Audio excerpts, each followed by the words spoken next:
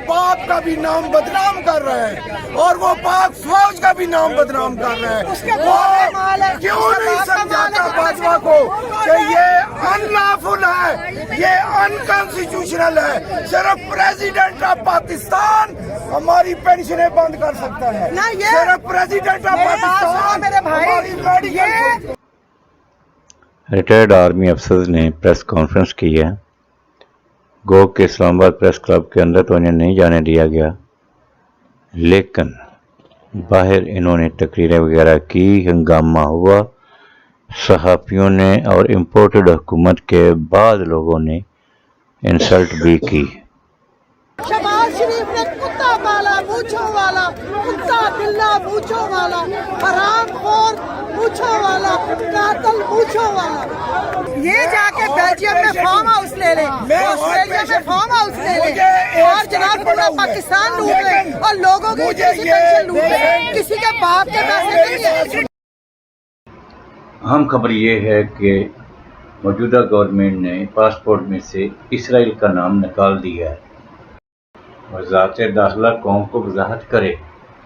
जिस तरह ये खातून कह रही है कि 1 महीने कबल उन्होंने पासपोर्ट बनाया था और इसमें ये सफ़ा नहीं है कि ये पासपोर्ट सिवाय इसराइल के दुनिया के तमाम मालिक के लिए। और बाजवा साहब को पता है कि ये अनलॉफुल है और अब मेडिकल में मुझे एक्सटेंड पड़ा हुआ है और मेरी मेडिसिन बंद कर दी। तो क्या तुम हमारी जान लेना चाहते हो? हम बोलेंगे इम्पोर्टेड हुकूमत ना मंजूर, इम्पोर्टेड हुकूमत ना मंजूर, इम्पोर्टेड हुकूमत ना मंजूर। ये वो लीडर हैं जो हाजियों का पैसा भी खा गए। गलानी साहब मखदूम, कौन भूला है मुल्तान वाला वजीर आजम, तुर्क बादशाह की बीवी, जब सैलाब आया भूखे लोग से उसने पैसे तो दे दिए, उसने कहा ये हार भी बेच लो, 2-2.5 करोड़ का बिक जाएगा। तो गलानी साहब ने वो हार अपनी बीवी को पहना दिया। तो आज वो आलम है कि हमारा मुल्क एक रजिया है और गुंडों, चोरों, करप्शन माफिया में फंस गया है। ये तस्वीर ज़रा देखें जी, इन इम्पोर्टेड हुक्मरानों की है, बेशर्म हुक्मरानों की। वो तुम अपना नहीं तो मुल्क का ख्याल कर लो। हाँ, इतना बड़ा ओहदा तुम्हें किसी न किसी तरीके से मिल ही गया है, किसी ने तुम्हें दिलवा ही दिया है, तो तुम कमज़ात ना बनो, तुम अपने आप को संवारो, तुम देखो तेरा स्टेटस क्या है। हाँ, और बेशर्म आदमी, तुमने उसके मुंह में वो तीसरे दर्जे का वो जो है ना, दूसरे तीसरे दर्जे का ब्यूरोक्रेट है उनका, और तुम उस मलका की सालगिरह में उसको जो है उसके मुंह में चमचे डाल रहे हो। शर्म नहीं आती है तुम्हें?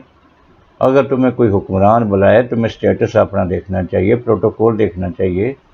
तो तुम क्या बीमारी हो? हाँ, भूखे नंगे लोग तुम लोगों ने देखा ही नहीं है, मतलब किसको क्या कर रहे हो? कोई शर्म होती है, कोई हया होती है? अब जाते जाते पालतू सहाफ़ियों के बारे में भी सुन ले, जिनमें सारे फहरिस्त जो है वो मतीउल्लाह जान है। क्या कहा है उसके बारे में? वो बात, उसका जवाब, वो जो कहता था कि बाप के बेटे हो तो मुझे साबित करके दिखाओ।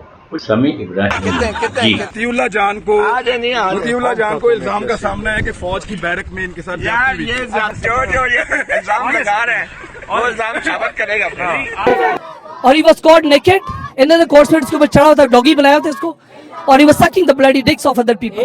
मैं very open, he's a disgrace, he's been kicked out from the army, इसलिए फौज के खिलाफ ये बोलता है। he's a confirmed drum out, पीछे ढोल बजा इसके सर। और आखिर में नवाज शरीफ के चंद फरमूदात भी सुनिए।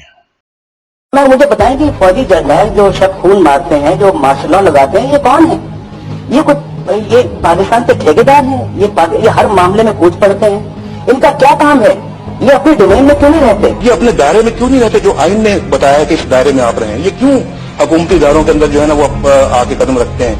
क्यों वजीर आजम को हुकूमतों को चलने नहीं देते? क्योंकि मैं किसी फौजी चीफ ऑफ आर्मी स्टाफ को सुपर प्राइम मिनिस्टर बनने का रोल कबूल नहीं कर सकता कि वो अपने आप को पाकिस्तान का सुपर प्राइम मिनिस्टर समझे।